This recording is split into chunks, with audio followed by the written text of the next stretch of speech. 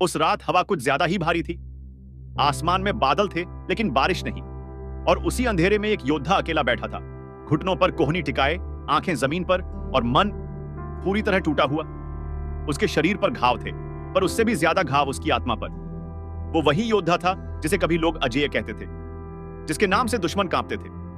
लेकिन आज वो खुद से नजर नहीं मिला पा रहा था। उसने सब कुछ दिया था, अपनी ताकत, अपना समय, अपना खून और अपने सपने।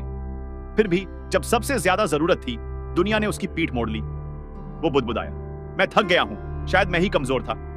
और ठीक उसी पल आग के पास बैठा एक बूढ़ा योद्धा खड़ा हुआ। उसकी आवाज भारी थी लेकिन शांत, ऐसी आवाज जो लड़ाइयां नहीं, किस्मत बदलती है। उसने कहा, थकना पाप नहीं है बेटा, लेकिन हार मान लेना यह योद्धा का अपराध है।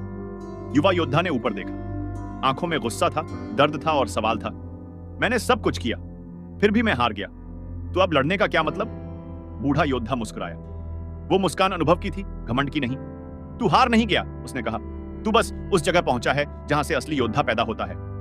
बूढ़ा योद्धा आग के पास बैठ गया और बोला, दुनिया तुझे बताएगी कि जीत मतलब ताज, तालियां और नाम, लेकिन योद्धा जानता है असली जीत वो होती है जब तू टूटकर भी खड़ा हो जाए। उसने जमीन से एक तलवार उठाई। वो जंग लगी थी, धार कुंद थी। देख, उसने कहा, यह तलवार कभी चमकदार थी, लेकिन युद्ध ने इसे घिस दिया, काट दिया, तोड़ दिया। फिर भी अगर हाथ मजबूत हो तो कुंद तलवार भी इतिहास लिख देती है। युवा योद्धा चुप था, क्योंकि हर शब्द उसके सीने पर वार कर रहा था। बूढ़ा आगे बोला, तू आज टूटा है क्योंकि तू लड़ा है। जो कभी नहीं लड़ते वो कभी टूटते नहीं, और जो कभी टूटते नहीं वो कभी महान नहीं बनते। अगली सुबह सूरज निकला, लेकिन योद्धा के मन में अभी भी अंधेरा था। वो अपने गांव लौटा, वही गांव जहां से उसने सपने देखे थे, जहां लोगों ने कहा था, तू हमारा भविष्य है। लेकिन आज दरवाजे बंद थे, नजरें झुकी हुई थीं और फुसफुसाहटें साफ सुनाई दे रही थीं। यही था वो महान योद्धा।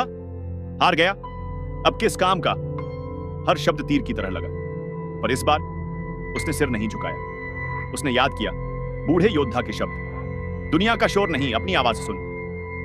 वो जानता था अगर आज वो टूट गया तो कल उसकी कहानी कोई नहीं सुनेगा। उस रात उसने फैसला किया, कोई तालियां नहीं, कोई समर्थन नहीं, कोई भरोसा नहीं, बस वो और उसका संकल्प। वो पहाड़ों की ओर चल पड़ा, जहां ठंड हड्डियां तोड़ देती है, जहां भूख दोस्त नहीं दुश्मन होती है, जहां हर कदम कहता है वापस लौट जा, लेकिन हर कदम पर वो खुद से कहता, मैं योद्धा हूं और योद्धा पीछे नहीं हटते। दिन बीते, हफ्ते बीते, शरीर सूख गया, हाथ कांपने लगे, पर आंखों में आग जलती रही। वो गिरा, बार बार गिरा, लेकिन हर बार एक ही बात बोली, अभी खत्म नहीं हुआ। एक दिन बर्फ में चलते हुए वो गिर पड़ा। शरीर ने जवाब दे दिया था।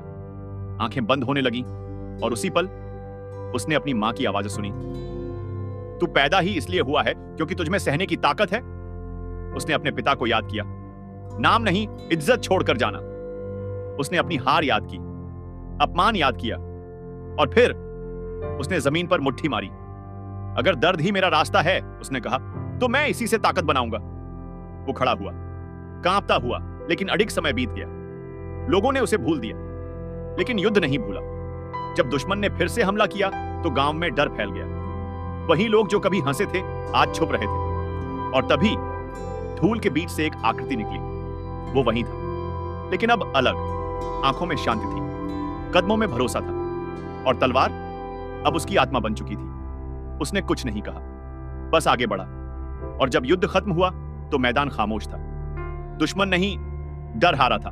लोग उसके सामने झुके, लेकिन उसने उन्हें उठाया। उसने कहा, मैं इसलिए नहीं जीता क्योंकि मैं सबसे ताकतवर हूं, मैं इसलिए जीता क्योंकि मैं टूटने के बाद भी खड़ा हुआ। और फिर उसने जो कहा वो हर इंसान के लिए था। अगर आज तू अकेला है, अगर आज तू थका है, अगर आज तुझे लगता है कि सब खत्म हो गया, तो याद रख, यही वो जगह है जहां से योद्धा जन्म लेता है। तू साधारण नहीं है, तू इसलिए चुना गया है क्योंकि तू सह सकता है। तू इसलिए गिरा है क्योंकि तुझे उड़ना है। दुनिया तुझे तोड़ेगी, लेकिन अगर तू खड़ा हो गया तो दुनिया को झुकना पड़ेगा। तू योद्धा है, और योद्धा कभी हार नहीं मानते।